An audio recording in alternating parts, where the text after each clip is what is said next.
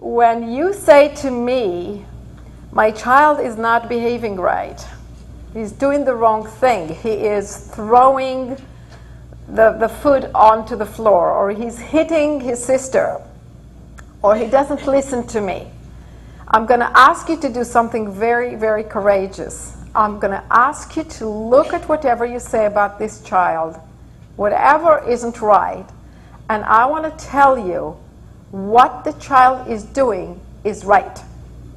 Doesn't mean you let them keep hitting, but it's right. Why do I want you to go into the place that the child is right? Is not because you want them to keep doing what they're doing if they're going to do something, and I'm not talking about safety, okay? It's not like it's all right that you run into the street. Okay, we're talking about day-to-day behavior and the kind of things that aggravate us, and we go like, oh, he shouldn't be doing this. He should know by now. He should be listening to me. He shouldn't be bothering his brother. He should go to sleep when I want him to go to sleep.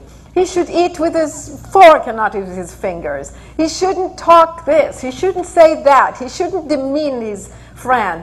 All those sentences, I want you to look at them, and I want you to pretend you're saying the opposite. He should. Because that's the reality. And now I want to go back with the he should. Why does that make it more possible that you can help? It's because now the next step for you is to understand why he should. If my child should not listen to me because he's not listening, I'm going to finally put my brains into, gee, why is he not listening to me? Children are very candid, simple, direct, and smart. And they do everything they do for a good reason. And they do it just right. And they're telling you with their behavior or action or words what's going on. And if I say, oh, well, he shouldn't be doing that, it's like saying you're all attachment parents. Would you say about your infant he shouldn't be crying and leave him alone in a crib to cry? Well, he shouldn't be crying. You wouldn't do that. You'd say, well, he's needing to cry for some reason. How can I help? So with the older kids, understanding that he needs to hit his brother doesn't mean I let him hit. But now I understand that I need to go and investigate how come he's needing to hit his brother? How come he's needing to make a mess? How come he's needing to do X, Y, Z?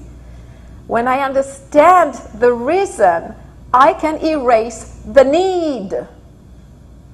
We can't take needs away by telling a child, don't do it. Don't do it again. They can't help it. Any more than you can help your own behavior. You can only say or do what you say or do, right? You're doing your best at all times, right? And sometimes it's not exactly what you wish that you did. Is that correct? Fits for everybody? Same for your child. They're doing the best they can. They're trying so hard. All the time, even when they hit their little sister or grab your hair. They're trying so hard. And if you go and instead of stop them from expressing themselves, instead you stop and see, gee, why does she need to do this? Now you have a chance of understanding the reason. Once you know the reason, hey, you can do something about it.